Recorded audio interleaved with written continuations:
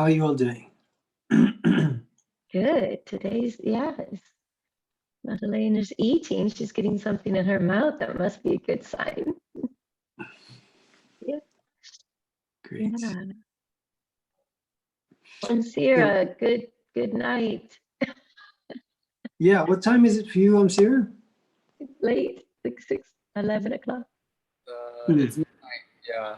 I kind of like whenever I'm in these calls, I'm feeling like and my eyes are watery. Mhm. Maybe it's possible for the Monday one, because we're going to change from Tuesdays to Mondays, and maybe we can do it an hour earlier if that works for everybody. It's that difficulty in reconciling the people who are in Pacific time and time zone you're in, Amsira, but that might work. It might work an hour earlier. We can see No, but I actually feel kind of bad. Like I really appreciate like everyone really like thinking of my time zone, and for me, I really enjoy these calls, and I really appreciate like maybe if it's small now, you know, it's fine, but I don't like to make big decisions because of just one person. Yeah, Irina's confirming it works for her as well. At the moment, those of us who've been joining with more regularity, we're all kind of in time zones where it wouldn't be difficult to I mean, obviously it depends on what your work hours are, but referring to the fact that, you know, in Pacific time, people are getting up around the time that if we go an hour earlier. But that might still work. So we'll see. We won't change the time now, but it's a possibility. All right. So there's been some developments from the work that I started with Madalena and Antonio, the course that they're working on, and I'd like to focus especially on that today. We did we kind of went in a very sort of general way around the subject last time, but not so much deeply into the step-by-step processes of creating a program, because that's like we talked about before, that's one of the things that we can really focus on in these sessions in a systematic way, because obviously a lot of themes may come up around our relationship to money, our relationship to marketing, to getting our message out into the world. There's a lot that can come up around that. And so I'd like to focus especially on the actual practical aspect of like what we can do step by step. And along the way, we can do the work that's needed at the, you could say, at the level of our mental conditioning, and what might be getting in the way of the actual practical simplicity, what might be getting in the way at the level of the mind, and limiting beliefs, self-doubt, whatever it may be. So even while, like, if we're working, especially today, on the program that Antonio and Madalena are working on, I still want to invite all of you to bring in your reflections on the process. Think of how this would apply to your work. Think of how, what resistances you may have in your process, in your journey. So think of it both in the practical application for your work, and also this looking at what challenges you see yourself possibly going through in applying it to yourself. Hi there, Irina. Just acknowledging you there. I've got 4 people on my screen, and Irina's off screen. Well, she's not using her video anyway, but hi there. Okay, so is there anything that anyone would like to share as we begin, just to check in where you're at and what's moving in you, What, and if you like, even like, what are you coming here for? Is there a specific outcome you'd like in your own projects, your own work? And so just checking in on that again, what it is that your needs are.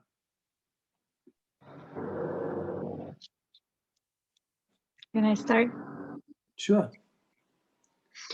Okay. There is resistance, definitely, and it's always the resistance to start. And yeah, maybe because I already tried to do one course and then it didn't work out, so I get a bit discouraged. And then there's a big resistance now, like, oh, I have to do it again. And yeah, and also kind of like I want to bring in the depth and I want to help. You know, it's not just like on the surface kind of stuff. Like, so yeah, it's, I don't know if it's just the time that you need to put into it, you know. So yeah, that's where I'm at. But anyway. Sorry, did you say that last bit again? You're saying you don't know if it's just the time you put into it. Yeah, maybe it's just like the time that you need to put into it and actually dive into it deeply to bring out what it is that I want to bring out in it. You know what I mean? And maybe that's the resistance where I want to have an amazing course, but maybe I don't want to dive deep and put in the time. Maybe Right. that's the thing. Okay. So just to kind of summarize this, there's the disappointment from previous experience that takes some of the enthusiasm out, brings up some self-doubt perhaps, or maybe it's not just self-doubt, but doubt about the process itself, you know, doubt about, is it really as easy as it's supposed to be? If you've gone through the process before, it didn't really work out. And okay, so that's already an important thing. We've probably all had in some way a similar experience where we've invested time and energy into a project and it's not worked out quite as well as we had hoped, and it can take the wind out of our sails. You know, it can make us feel like, is it worth, like you said, is it worth the time and the energy that's required? So Maybe it makes it seem like it's more difficult than it is, you know. yeah. And so I want to acknowledge that partly by also saying that there are so many elements that can go into creating a project, creating a course, creating a program, a coaching program, and marketing it. There are so many elements that could go in, so many elements that could actually also be just extras, but that we can get lost in. So there are the essentials, and then there's a multiplicity of strategies that we can just get completely lost in. And so the defining characteristic perhaps of the system that I'm sharing with you in these sessions is that it is really systematic. It doesn't really give you a lot of room for getting lost in the extras, in the unnecessary details. You know, it really helps to focus on the essential. And eventually, once something is launched, you can start to explore, like, okay, I can promote this more as well on Instagram, like I was doing it on Facebook, and also Google ads, and also YouTube. But you begin with something, and you do that well enough to get things launched, and then you can include more approaches, more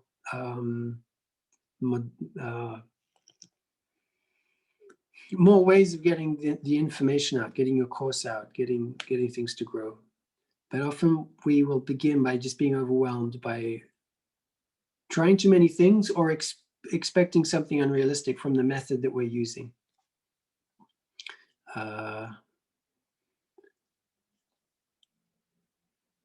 And also, still relating to what you said, Irina, you don't have to start all over again. you've done a lot of work in preparing a program, and so you don't have to do all of that again. It's a matter of looking at what can be reused, what's established from that as an idea, as a structure, as an offer, and seeing which are the elements that do need reviewing, what can be improved. I mean, to some extent, it's an opportunity to look and see what might have not worked in the way things were done the first time, and there's an opportunity to do a better version without having to go through the whole journey again, to do a better launch, let's say.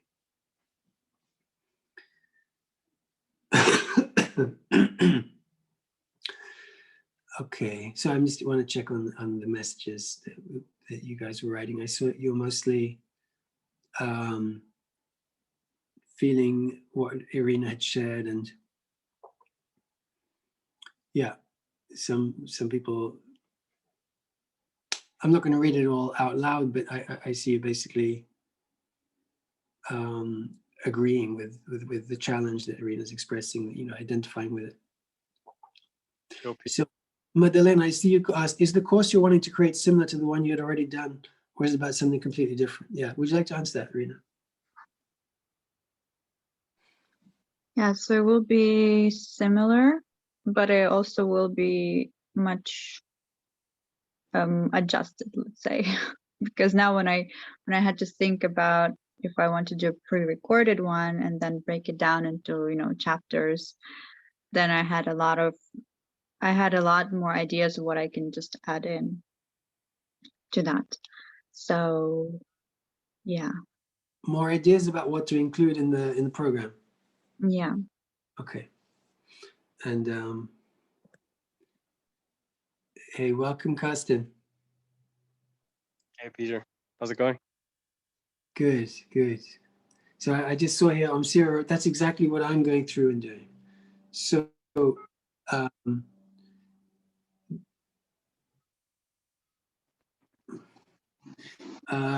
were you referring to specifically changing the format, Sarah, that you're going from a live program to a pre-recorded one? Is that what you was referring to that you're doing?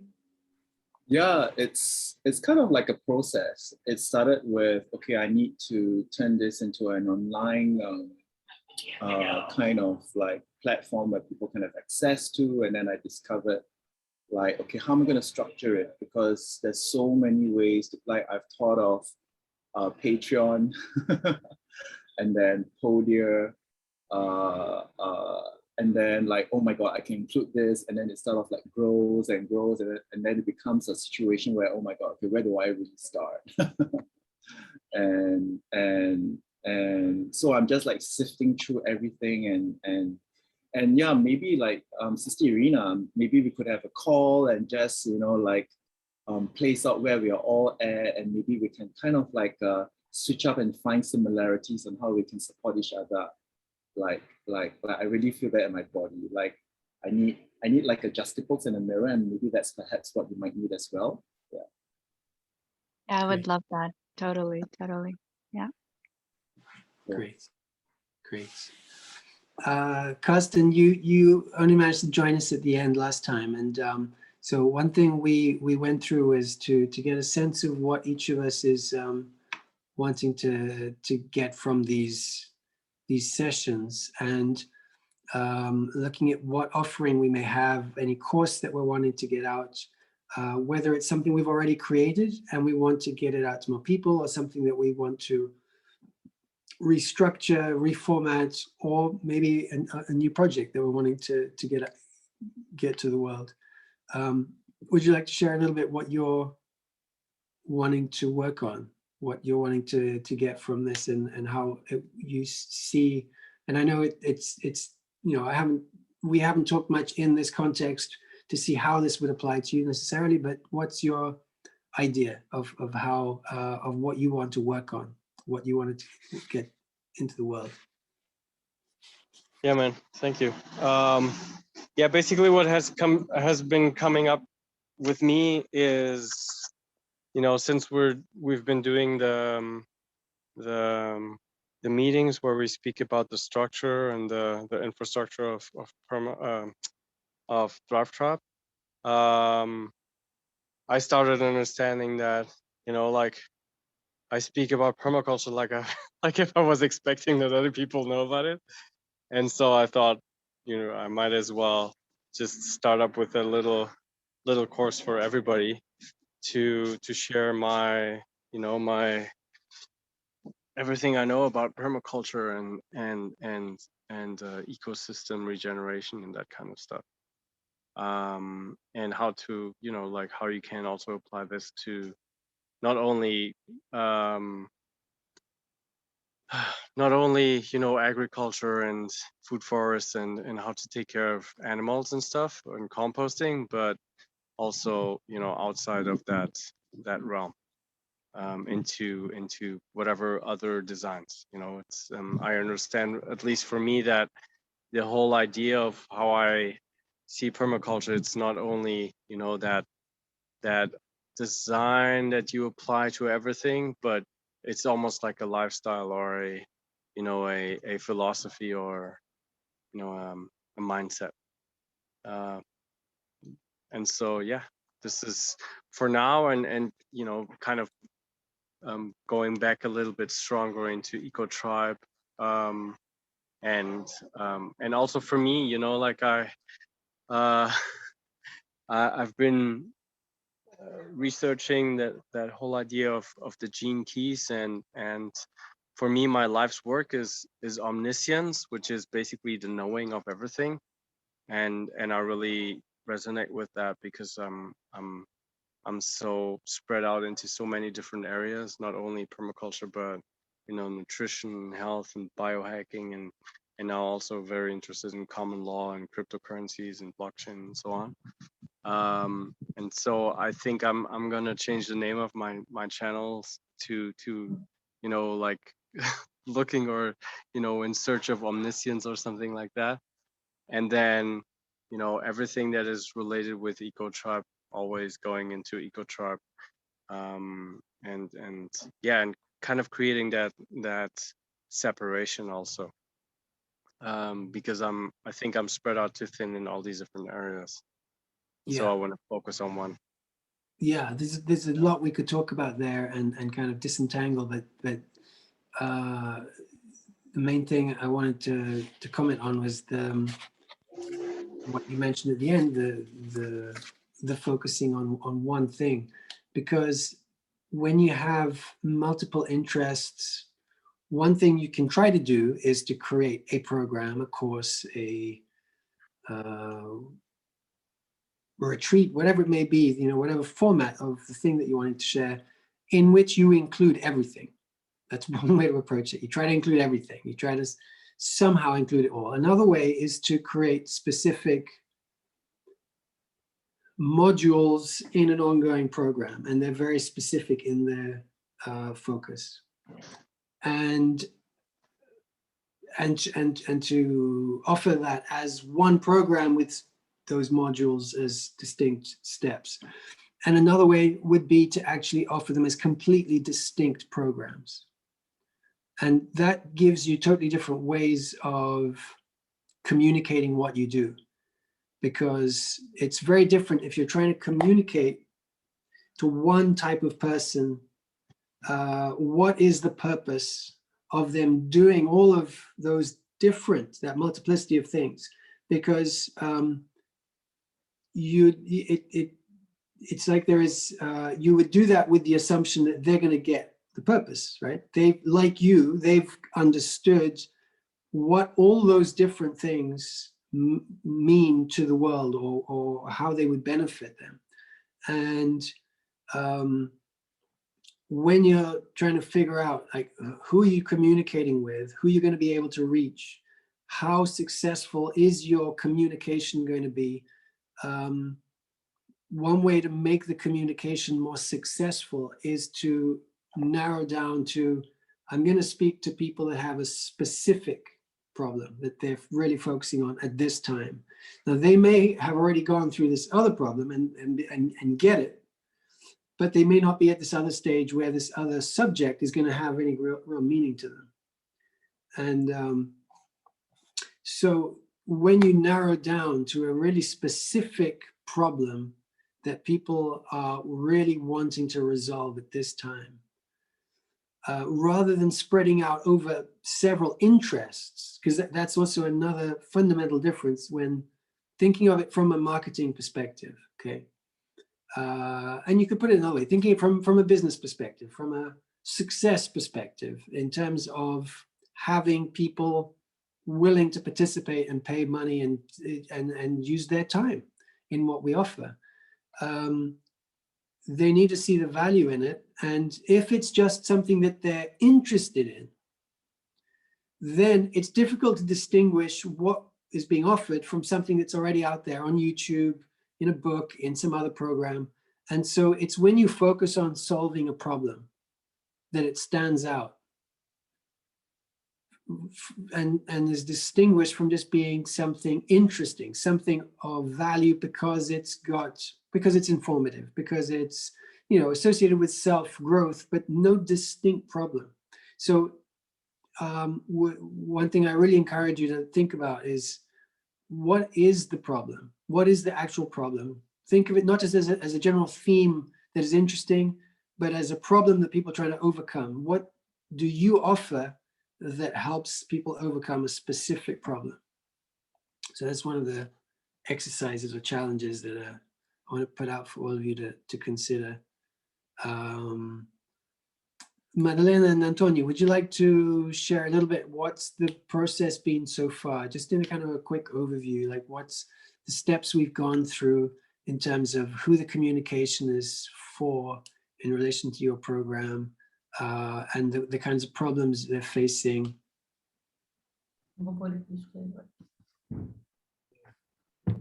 Sorry, you still eat. Yeah, so again, this has been really, really incredible. And a lot of stuff is coming out, and it's been really good doing this. And so what your question was, what are our audience's problem and how we are solving it? Yeah.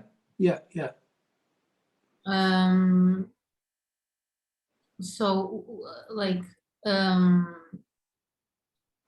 we're still like, we're doing our best. So we are also like being patient with ourselves and like doing the best that we can in the moment, and then we kind of revise it and see what we feel like changing or make better or improve. So I feel like, you know, that thing you shared with us, like the $1 million message. Yeah. Where we share exactly what we do in a very simple way. We haven't figured that out exactly. Mm-hmm. We have an idea of what our audience needs and what their problems are, but I feel it's still a little bit of an idea. So we have lots of words, and we don't have like a super specific word or focus, in my opinion. I'm not sure if that's okay, or if we need to kind of niche it down a little. But the problems that we found that our audience has are like, let me check what we, do you want to read this, for example? Like, and there are the two different things. Okay, you shared about a slide that was talking about pains and frustrations, and we set up some ideas. Some of those were losing their job, working for survival, fear of police and law enforcement, kids' health and schooling, health, money, not knowing what to do about pandemic regulations, not being able to choose or consent to what they want for their bodies and lives, and the feeling of powerlessness and loss and afraid. So pains and frustrations that we identified in the people that might look for the course. And as fears and implications, we wrote losing their jobs for not complying with pandemic regulations, not being able to provide for themselves and their families, not being able to defend and protect themselves, their loved ones, and their property. In relation to health, the vax or no vax, the juice or no juice, the masking, circus, not knowing about science and their bodies and themselves, and complying in order to survive. Yeah. Yeah. But I don't know. Are you asking something more specific than this, Peter? No, it was just to review a little bit how this is applied to you and what you've come to. So that's exactly what I was asking. Like, what are the problems you've identified? One thing I don't think you did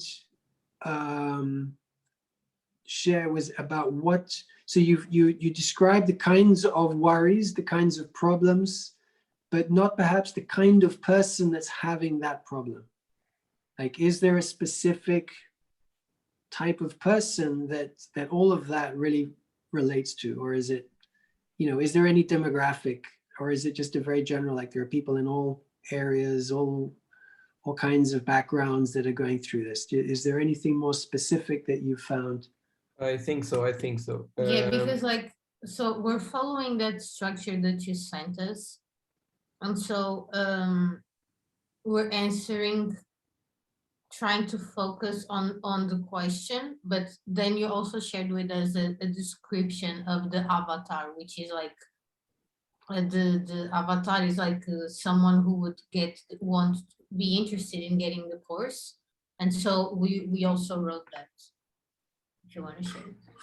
Yes, of course. So as an avatar description, we assigned or you see everyone who knows something is wrong in the world and the government system and wants to find solutions. Everyone who is ready to change and take action about the legal system and governments. Someone who's brave and courageous, conscious. Everyone who feels afraid and willing and ready to move through these fears. And more specifically, sharing somebody that is sharing anti-government posts and info, someone who's a part of the freedom move, who's an activist, parents who don't want to comply to school regulations, people who follow others sharing about sovereignty, people who know the legal system is fraudulent but don't yet know how to find the right information, and people who want to have a sovereign business and lifestyle. Mm-hmm.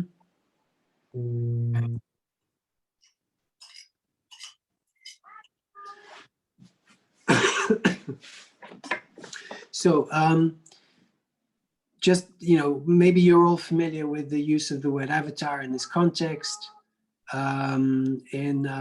Several marketers use the word avatar to refer to you could say, idealized client, customer, student, a representation of them, so it's like sometimes the suggestion is you think of it as a single person, not as a type or a general group, but actually you think of a specific person that is actually interested, or you can invent them, but you make it singular. Like you're communicating with that person who has specific characteristics. And that can make a huge difference when you're thinking, okay, what do I write in my email to my mailing list? Because when it's just this mass of people with a mass of different experiences and backgrounds and motivations, what the hell do you write? I mean, you can write this general thing, oh, like this month we're doing this or that. It's like an update about you guys. but it's difficult to actually make it about them if you don't have a specific person in mind, or create a certain specificity. And so that's something to consider, and it can be challenging if you're really wanting to reach a lot of people, and as many people as you can, to actually begin with this task of reducing. It can be really challenging to just say, well, if I reduce to any kind of specific kind of characterization, I'm going to be missing out people. I'm going to be excluding some people. So what I want to say in relation to that thought, that resistance that can come up, is different campaigns can focus on different people. For the same course, for the same book, program, whatever, different campaigns can focus on different people. So you have a different languaging, a slightly different message, even though you're actually offering the same service, course, so on.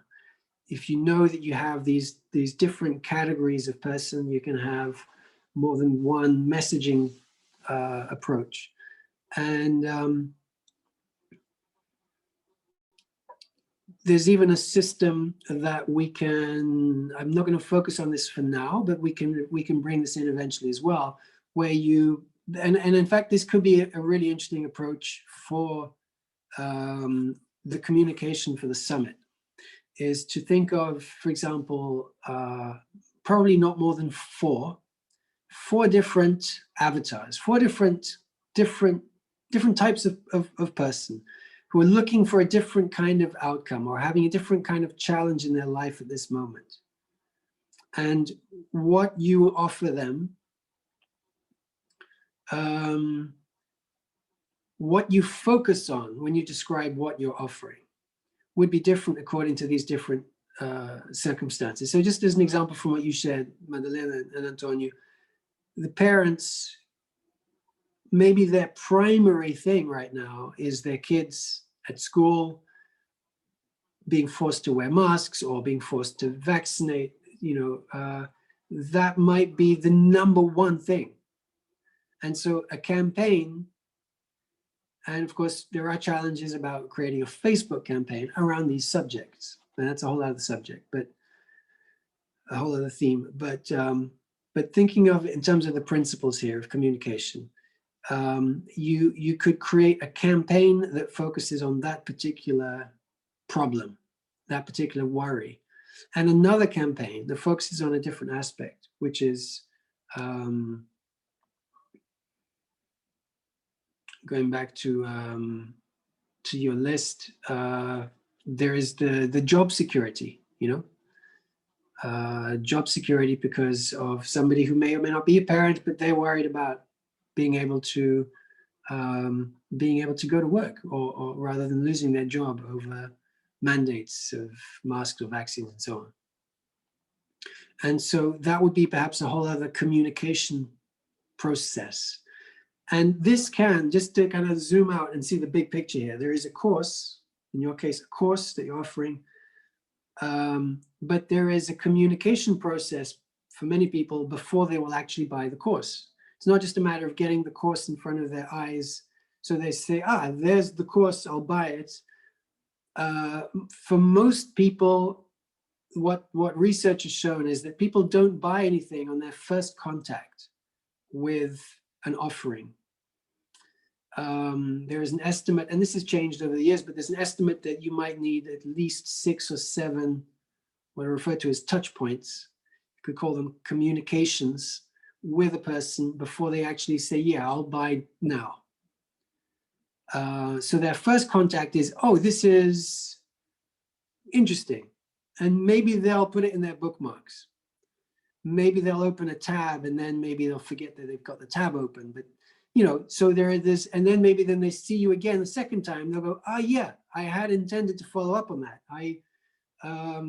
Maybe I'll send them an email. Maybe I'll check out their blog, whatever. There's these different things that people may do other than actually buy what you're offering as their response to coming in contact with you.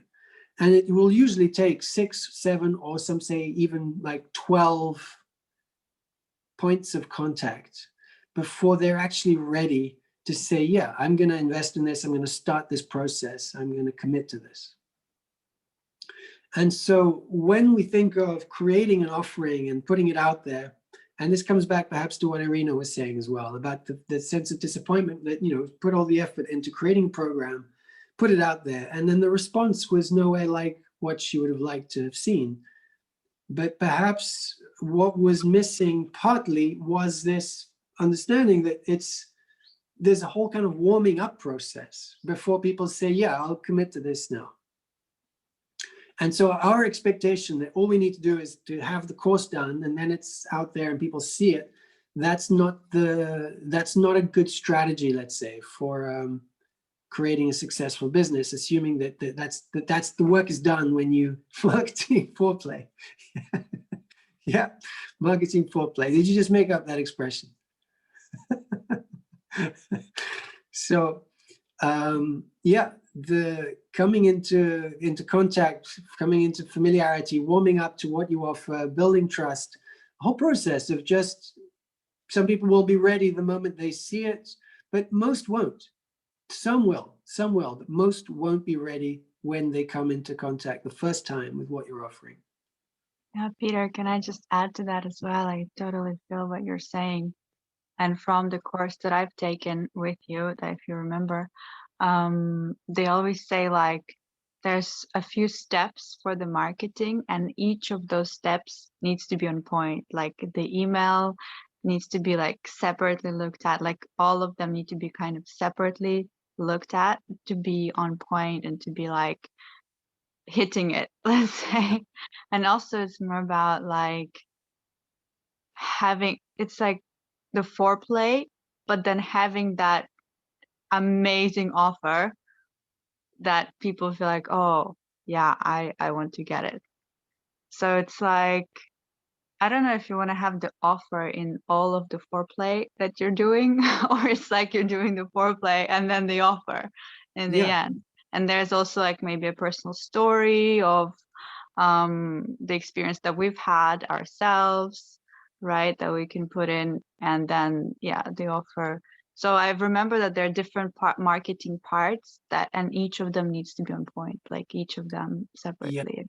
Yeah, absolutely. And there's actually a difference, at least in some marketing terminology, because people use words different ways, but there's a difference between your product, okay, the course in this case, Madalena Antonio, and your offer. They're not the same thing, okay? Your offer involves, for example, saying, your offer might include a bonus, your offer might include, your offer includes your whole message about your program.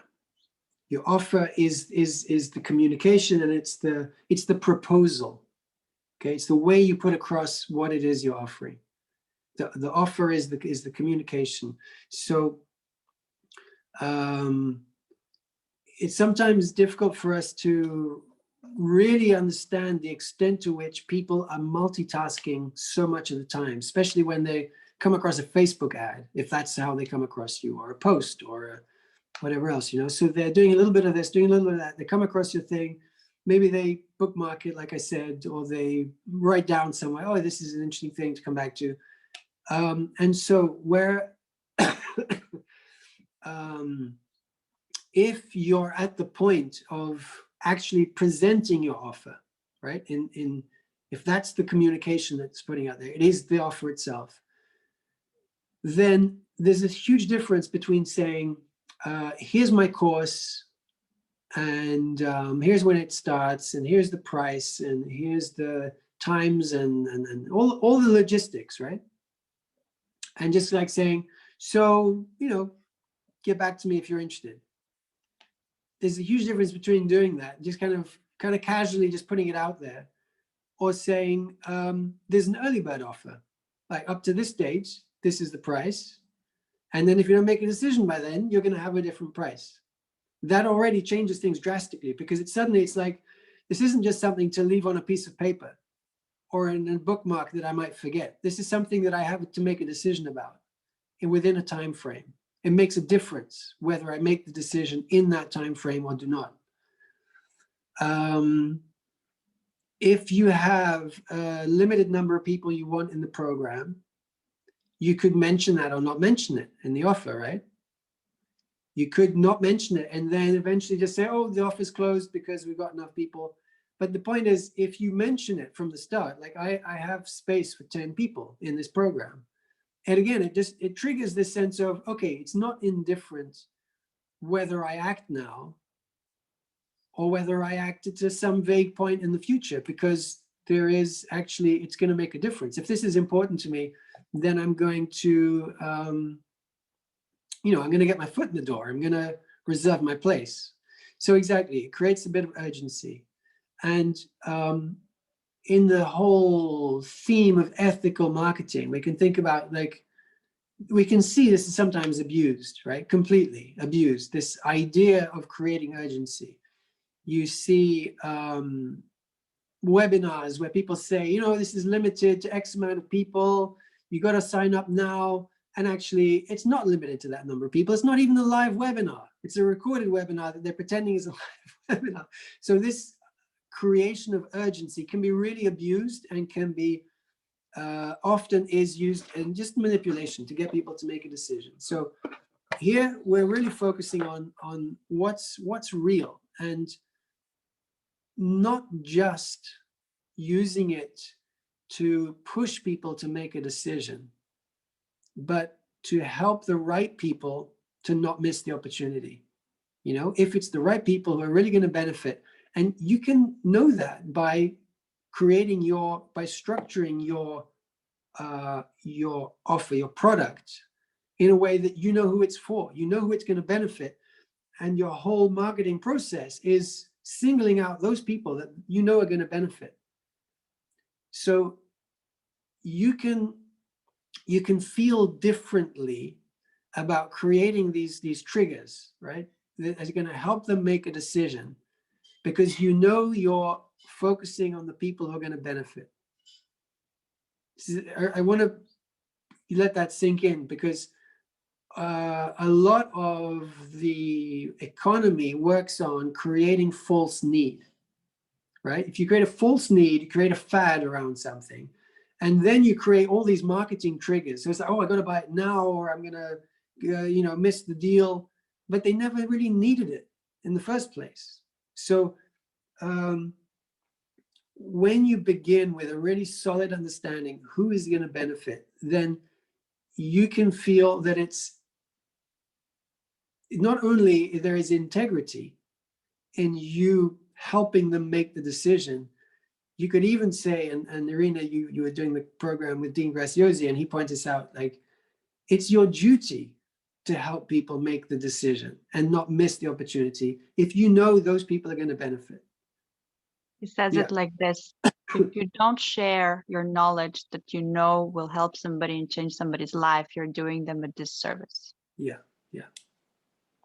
And that's where the integrity comes from, because it's not about us faking it and trying to make money. It's actually about helping people, and that's amazing. Yeah.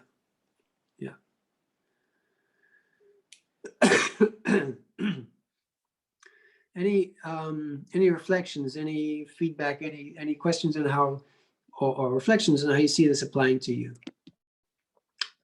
Anybody?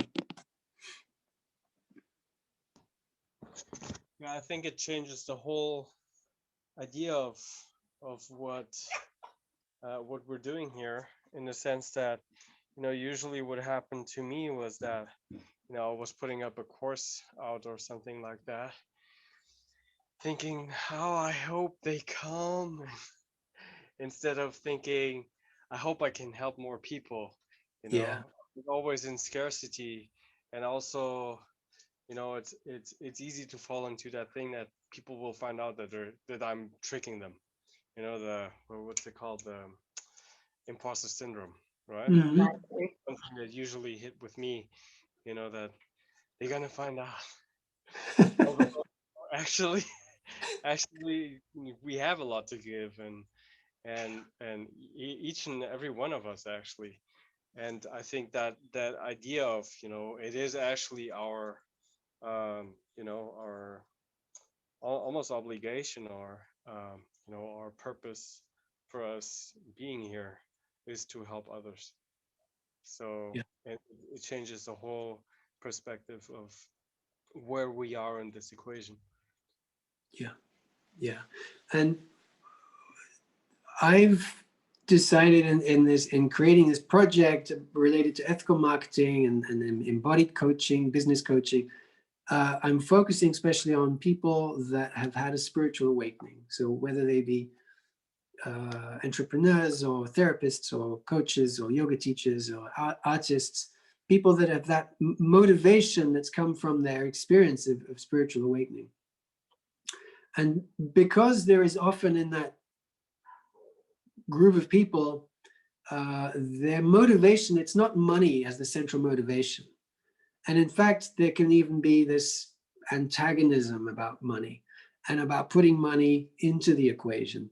And so what can sometimes happen is that people, they're just trying to get by with a simple life, and then they come to a point where it's like, okay, I'm not going to have enough this month or next month, or I'm not going to have enough to do this thing I need to do to fix my car, whatever it is, And so then I better put out a new offer, or I better do some advertising. And the problem with waiting until there's urgency before we put out the communication is that it's really difficult to disentangle from that feeling. Like Carsten was saying, I hope they come. It's very difficult to be focusing on I hope I can reach people so that I can help them when our actual scarcity triggers have been activated. Like I need to put my finances in order. It's like it's become a pressure instead of it coming from a place of, okay, I'm in a place of comfort, and from this place of comfort I can dream up an offering that is about service. So there is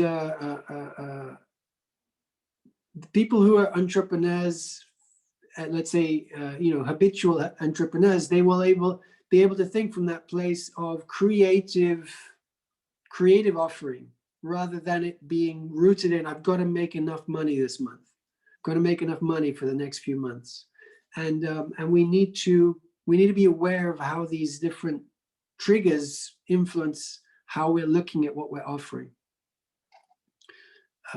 Because, for example, it can look like just complication to think, well, I've got to create 6 or 12 touch points before somebody buys. I've got to create maybe an email sequence that they go through before they buy. But yeah, you need to set that up to make the most of the whole process of setting up an offer, setting up a business, an enterprise, a project. Because like I said, some people will be ready when they see your course. That's what I've been waiting for. I'm going to sign up right now.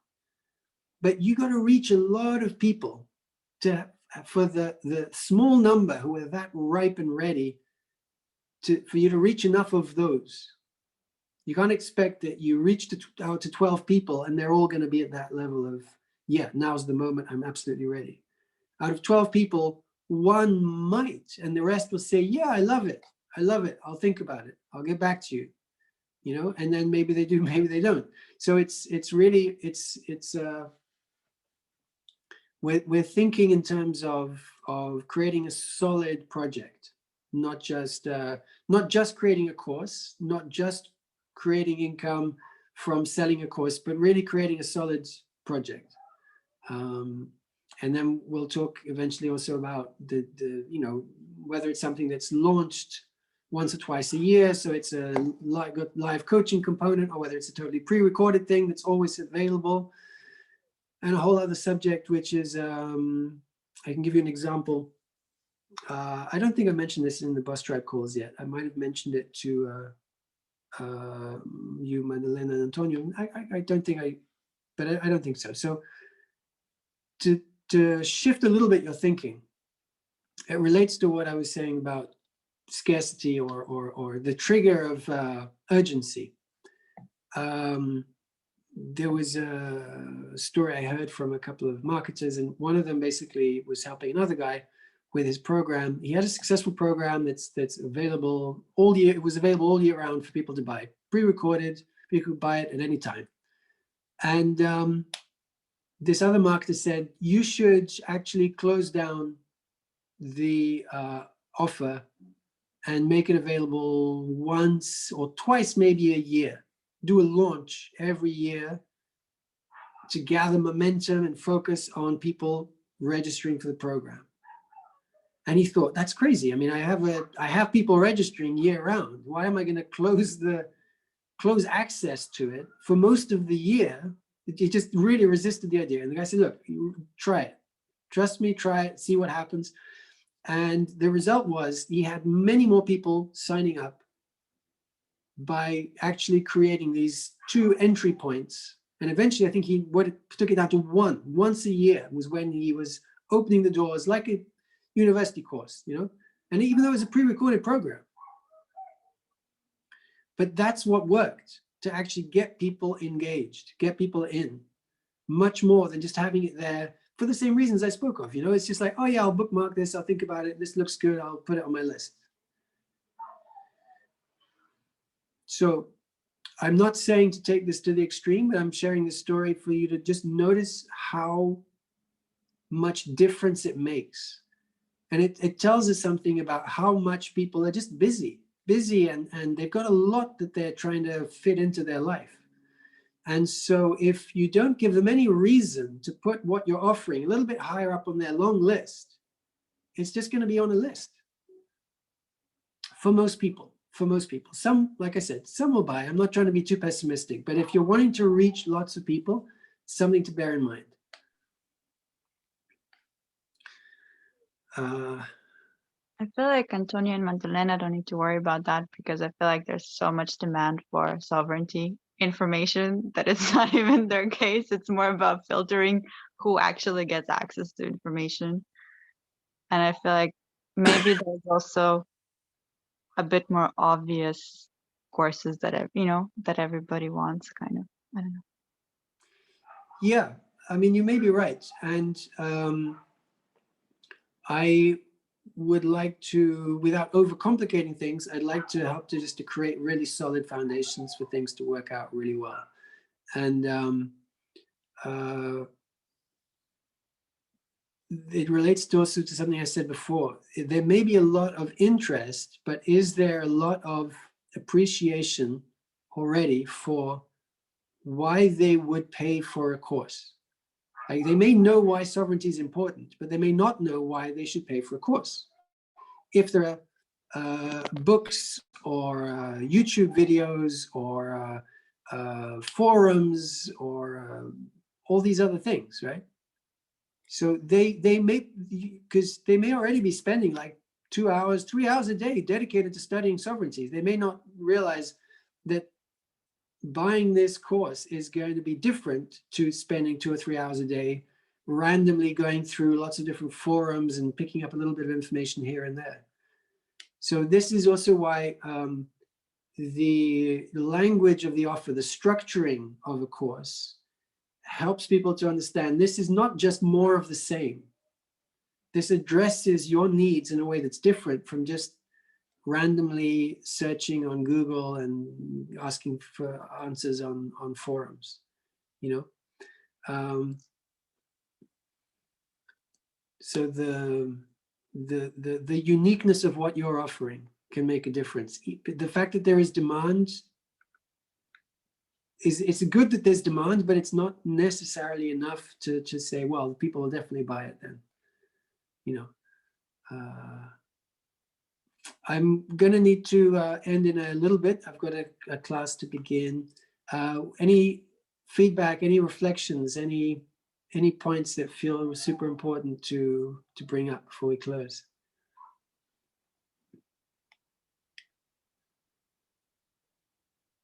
Yeah, Irina. I'm sorry, I'm always talking. No, go ahead. I just feel like for the sovereignty course, as a client, for me, the uniqueness that Madalena and Antonio bring is not even the information that they literally study and then chew it out and then lay it out for you, but it's this groundness that they bring with it, you know, like it's the grounding effect of the way that Madalena talks about it, and she just brings you back to earth. And it's just like this tapping like into yourself and remembering who you are and coming to your essence. Like there's all of this, I don't even know how to explain it, that comes with the information that you're learning. And I feel like if you guys manage to market that, oh my god, like, you know what I mean? So I even suggest that you, Madalena, Antonio, you use some of what Irina just said as a testimony, you know, because when you put your offer out, it's really helpful to have some testimonies. It's the first course, so that's going to be difficult, which is why a pilot program can be so helpful, and why getting from the recordings of the classes so far that you've given, you know, in the Freedom Tribe, you can see some of the feedback you've got and ask those people, can I use that as a testimony? And it's amazing. It's beautiful. You could even perhaps take the video clip and use it as a video testimonial, you know, ask the people. And but that's super useful, super useful. Yeah, Irina, I would say to Antonio, we have to have like a special discount for friends, and we might create one just for you, like best client, best client award, you know, with a little stamp, best client award, and that's for you, Irina. You can give those out like once a year to your best clients. Yay. Oh, I would love that. I'm serious. I'm laughing, but I'm serious. Yes, and also like the testimonials are so cool, and it's also a way that we can get people also to share what they have received, and also it's another opportunity for us to give discounts to those people, right? If they are willing to make a video testimony, then we can give them a discount. So that's also super fun to think about, all the discounts and all the offers and all the Yeah. I also thought about making a little quiz for people to, but a very fun one for people to like, oh yeah, let me answer these questions. And yeah, You can combine the quiz idea with the segmentation idea. There's a whole system for that, the ask method, where you begin with a quiz, which people love to engage in. It's totally different to saying, here, read my ad, you know, take this quiz. And at the end of the quiz, your system can put them in a category, one of those 4 categories, with a type of client, student, whatever. And then your whole follow-up message is personalized depending on the outcome of their quiz. They've just told you through the quiz what category they fall into. Yeah. So let's complete for today, and feel free to share in the BossTribe page any questions, considerations, reflections that have come up from today, and yeah, and any questions, if you like, relating to how you feel this applies to you. Peter, are these calls just for as luminary leaders and titans, or can I invite friends to? Yeah, it's open. You can invite people for sure. Okay, cool. Yeah. Thank you. Okay, big hug to you. Thank you all for participating. Lovely to be with you. Awesome, Peter. Thank you, everyone. Love you all. Big hug. See you soon on Freedom Tribe. Yay. Woohoo!